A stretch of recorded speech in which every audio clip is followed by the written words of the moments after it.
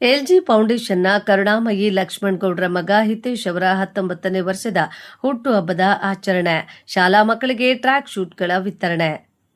ಹೊಸಕೋಟೆಯ ಎಂವಿಎಕ್ಸ್ ಸ್ಟೇಷನ್ನಲ್ಲಿ ವ್ಯಾಸಂಗ ಮಾಡುತ್ತಿರುವ ಎಲ್ಜಿ ಫೌಂಡೇಶನ್ನ ಕರುಣಾಮಯಿ ಲಕ್ಷ್ಮಣ್ ಗೌಡ್ರ ಮಗ ಹಿತೇಶ್ ಅವರ 19ನೇ ವರ್ಷದ ಹುಟ್ಟುಹಬ್ಬವನ್ನು ಶಾಲಾ ಮಕ್ಕಳಿಗೆ ಟ್ರ್ಯಾಕ್ ಶೂಟ್ಗಳ ವಿತರಣೆ ಮಾಡುವ ಮೂಲಕ ಆಚರಿಸಲಾಯಿತು. ಈ ಸಂದರ್ಭದಲ್ಲಿ ಮಾತನಾಡಿದ ಲಕ್ಷ್ಮಣಗೌಡರು, ಮಕ್ಕಳಿಗೆ ಹಣದ ಮೌಲ್ಯ ತಿಳಿಸುವುದರೊಂದಿಗೆ ದಾನ ಧರ್ಮದ ಮಹತ್ವ ತಿಳಿಸಿದಾಗ ಅವರು ಅರ್ಥ ಮಾಡಿಕೊಳ್ತಾರೆ ಎಂಬುದಕ್ಕೆ ನನ್ನ ಮಗ ಹಿತೇಶ್ ಉದಾಹರಣೆ. ನನ್ನ ಮಗ ಹಿತೇಶ್ ಹುಟ್ಟುಹಬ್ಬಕ್ಕೆ 50,000 ಶೂ ಬೇಕೆಂದು ಬೇಡಿಕೆ ಇಟ್ಟಾಗ ಹಿತೇಶ್ ಈ ಸಂದರ್ಭದಲ್ಲಿ ಬೇಡ, ಅದೇ ಹಣದಲ್ಲಿ ನಿನ್ನ ಹುಟ್ಟುಹಬ್ಬದ ಅಂಗವಾಗಿ ಬಡ ಮಕ್ಕಳಿಗೆ ಬಟ್ಟೆಗಳನ್ನು ಕೊಡಿಸುತ್ತೇನೆ ಎಂದು ತಿಳಿಸಿದಾಗ ಸಂತೋಷದಿಂದ ಒಪ್ಪಿ ಅವನ ಹುಟ್ಟುಹಬ್ಬವನ್ನು ಸರಳವಾಗಿ ಆಚರಿಸಿಕೊಂಡು ಕಾಲೇಜಿಗೆ ಹೋಗಿದ್ದು ನನಗೆ ಹೆಮ್ಮೆ ತರುತ್ತಿದೆ ಎಂದು ವಿವರಿಸಿದರು. ದಾನಿಗಳು ಬಂದಾಗ ಅದೇ ಕೊಡಿ ಇದೇ ಕೊಡಿ ಎಂದು ಕೇಳುವುದು ಸಮಂಜಸ ಅಲ್ಲ. ಸಣ್ಣ ಪುಟ್ಟ ದಾನ ನೀಡುವವರನ್ನ ಪ್ರೋತ್ಸಾಹಿಸುವ ಕೆಲಸ ಮಾಡಬೇಕಾಗುತ್ತದೆ ಎಂದು ಸಲಹೆ ನೀಡಿದರು. ಕಾರ್ಯಕ್ರಮದ ನಂತರ ಎಲ್ಲ ಅತಿಥಿಗಳಿಗೆ ಹಾಗೂ ಮಕ್ಕಳಿಗೆ ಮತ್ತು ಶಾಲಾ ಸಿಬ್ಬಂದಿಗೆ ಊಟದ ವ್ಯವಸ್ಥೆ ಮಾಡಲಾಗಿತ್ತು. ಕಾರ್ಯಕ್ರಮದಲ್ಲಿ ರೋಟರಿ ಅಧ್ಯಕ್ಷ ಸುಬ್ರಹ್ಮಣಿ ಬಚ್ಚಣ್ಣ, ರೋಟರಿ ಸದಸ್ಯ ನಟರಾಜ್, ರೋಟರಿಯ ಸದಸ್ಯರು ಹಾಗೂ ಶಾಲಾ ಉಪಾಧ್ಯಾಯರುಗಳು, ಸಿಬ್ಬಂದಿಗಳು ಹಾಜರಿದ್ದರು.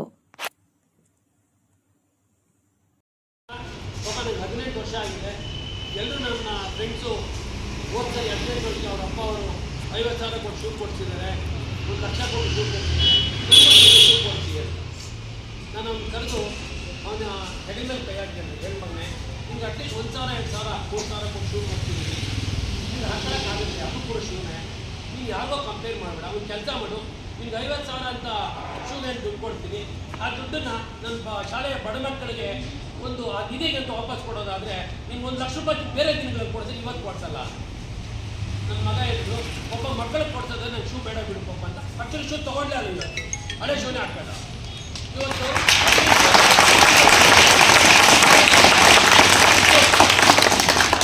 ಆಗೋದೇ ಆದರೆ ಬೇಡ ಪಾಪ, ನಂಗೆ ಶೂನೇ ಬೇಡ, ನಾನು ಹಳೆ ಶೂ ಹಾಕ್ತೀನಿ ಅಂತ ಇವತ್ತು ಅವ್ನು ಬರ್ತದೆ.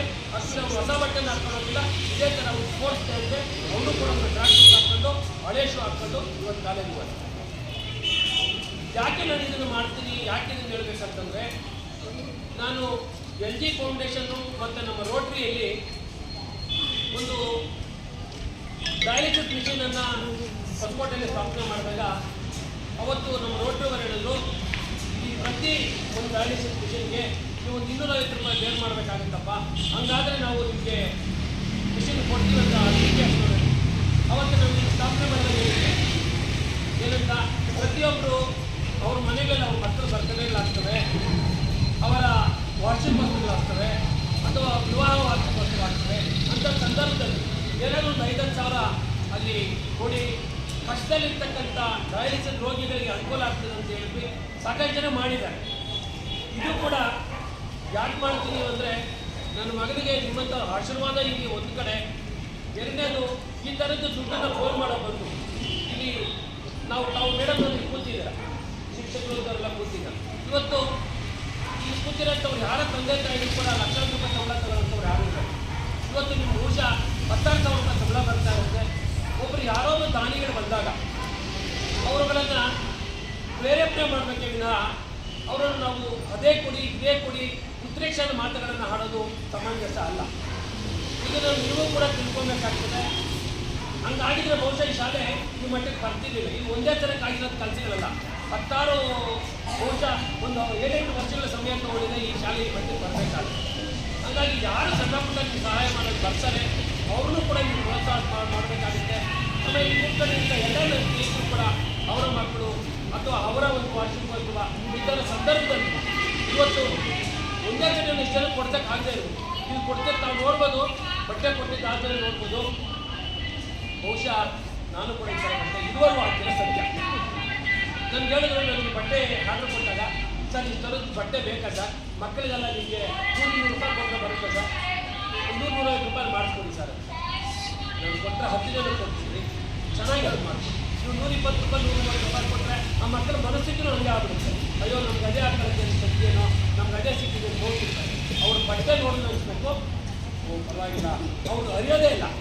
ಬಹುಶಃ ಅವ್ರ ಮಕ್ಕಳು ಹಾಕ್ಬೇಕು, ಬಹುಶಃ ಅವರು ಇದ್ದಾರಲ್ಲ ಅವ್ರ ಮಕ್ಕಳು ಯಾರಾದ್ರು. ನನ್ನ ಮಗ ಇದ್ದೀನಿ, ನನ್ನ ಮಗ ಅವ್ರು ಶೂ ಮತ್ತು ಅವ್ರ ಬಟ್ಟೆ ಇಟ್ಟಿದ್ದಾನೆ, ಪಾಪ ನನ್ನ ಮಕ್ಕಳು ಬೇಕಾಗುತ್ತೆ, ನನ್ನ ಶೂ ಮಾಡೋದಕ್ಕೆ ತಂದು ಇಟ್ಟಿದೆ. ಬಹುಶಃ ಹಂಗಿಟ್ಟಿದ್ರೆ ಏನು ಕೂಡ ಆಗಲಾರ್ದು ಅನ್ನೋಂಥ ಬಟ್ಟೆನ ನಾನು ಪ್ರಿಪೇರ್ ಮಾಡಿದೆ. ಆದರೆ ಇಲ್ಲಿರ್ತಕ್ಕಂಥ ಕೆಲವರು ಮನಸ್ಥಿತಿ ಹೆಂಗಿದೆ ಅಂದರೆ ನನಗೂ ಕೊಡು, ನನ್ನ ಮಕ್ಕಳಿಗೂ ಕೊಡು, ನನ್ನ ಸಿಬ್ಬಂದಿಗೂ ಕೊಡು, ನನ್ನ ಬಂಧುಗಳಿಗೂ ಕೊಡು ಅನ್ನೋ ರೀತಿ ಇದೆ. ಆ ರೀತಿಯ ಮನಸ್ಥಿತಿನ ಬದಲಾವಣೆ ಮಾಡ್ಕೋಬೇಕಾಗ್ತದೆ. ಅದ್ರ ಜೊತೆಗೆ ತಾವು ಕೂಡ ಈ ಮಕ್ಕಳ ಭವಿಷ್ಯಕ್ಕೆ ನಾನು ಪಾಠ ಹೇಳ್ಕೊಡಕ್ಕೆ ಬಂದಿದ್ರ ಇವರಿಂದ ಕೂಡ ನಿಮಗೂ ಕೂಡ ಸಂಬಳ ಕೂಡ ಸಿಗ್ತಿರೋದು. ಯಾಕಪ್ಪ ಹೇಳ್ತೀನಿ ಮಾತೇನಂತಂದರೆ, ನಮ್ಮ ಶಾಲೆಯಲ್ಲಿ 3 ಜನ ಮಕ್ಕಳಿದ್ದಾಗ ಶಿಕ್ಷಕರಿಗೆ ಗೊತ್ತಾಗ್ತದೆ. ಇವತ್ತು ಎಲ್ಲ ಶಾಲೆಗಳು ಮುಚ್ಚೋಗಂಥ ಪರಿಸ್ಥಿತಿಯಲ್ಲಿ ಬಂದಿದೆ. ನೀವು ಕೂಡ ಈ ಗೌರ್ಮೆಂಟ್ ಶಾಲೆನ ನನ್ನ ಸ್ವಂತ ಶಾಲೆ ಅನ್ನೋ ಥರ ಭಾವಿಸಿ ಈ ಶಾಲೆಯ ಅಭಿವೃದ್ಧಿಗೆ ನೀವು ಕೈ ಜೋಡಿಸಬೇಕು, ಈ ಮಕ್ಕಳ ಭವಿಷ್ಯಕ್ಕೆ ನೀವು ಕೂಡ ಕೈ ಜೋಡಿಸ್ಬೇಕಂತ ಮಾತನ್ನು ಹೇಳ್ತಾ ನಾನು ಕೂತಿರ್ತಕ್ಕಂಥ ಎಲ್ಲ ಹಿರಿಯರಲ್ಲಿ ಮನವಿ ಮಾಡ್ತೇನೆ.